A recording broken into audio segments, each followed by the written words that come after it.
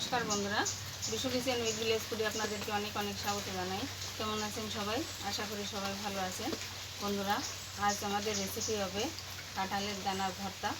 এই যে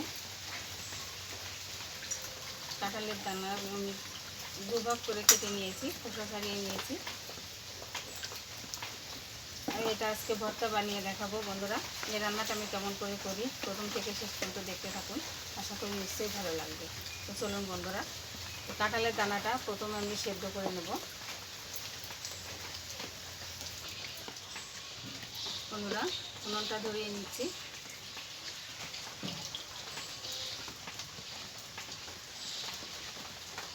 বন্ধুরা, কাঁঠালের দানাটা সেদ্ধ করার জন্য কড়াই আমি জল দিয়ে দিচ্ছি।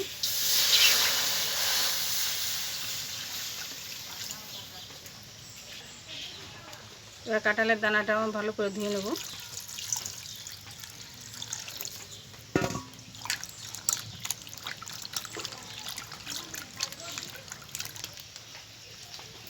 বন্ধুরা, এই জলের মধ্যে আমি কাঁঠালের দানা দিয়ে দেবো।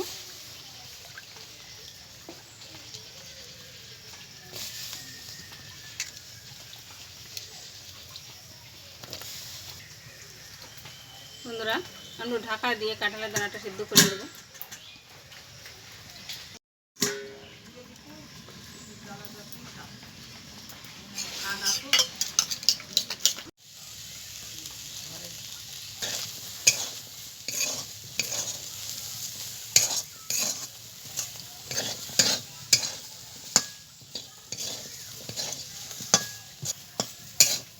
বন্ধুরা, জলটা কিন্তু আমি ফেলে দিইনি, সব কাঁঠালের দানার গায়ে আমি শুকিয়ে নিয়েছি।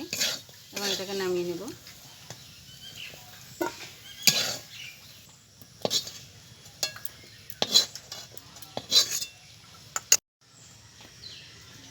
বন্ধুরা, কড়াই আমি সর্ষের তেল দিয়ে দিচ্ছি।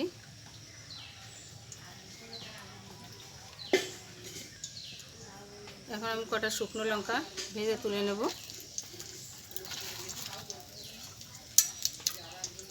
বন্ধুরা, আমি এটা নিরামিষভাবে বানাচ্ছি, আপনারা চাইলে পেঁয়াজ রসুন দিয়েও বানাতে পারেন।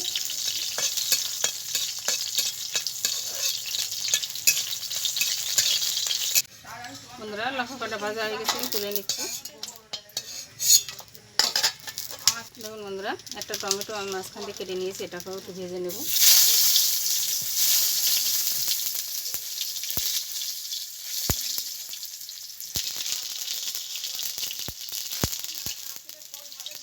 আমি তুলে নিচ্ছি। বন্ধুরা, এখন এটাকে মেখে নেব। লবণ দিয়ে দিচ্ছি।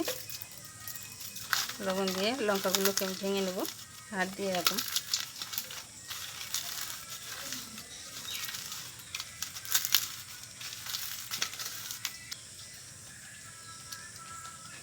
টমেটোর খোসাটা ছাড়িয়ে নিলাম।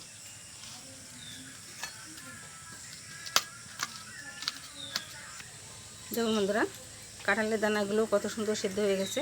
আমি হাত দিয়ে এরকম ভেঙে ভেঙে দিয়ে একসঙ্গে মেখে নেব।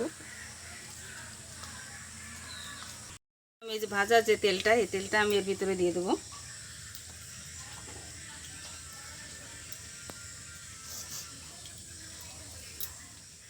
সুন্দর করে মেখে নেব।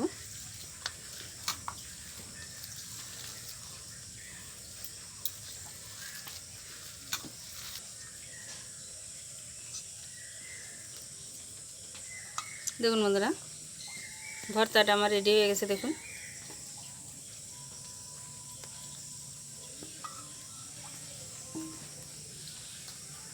দেখলেন তো কত সহজে সিম্পল একটা রান্না হয়ে গেল।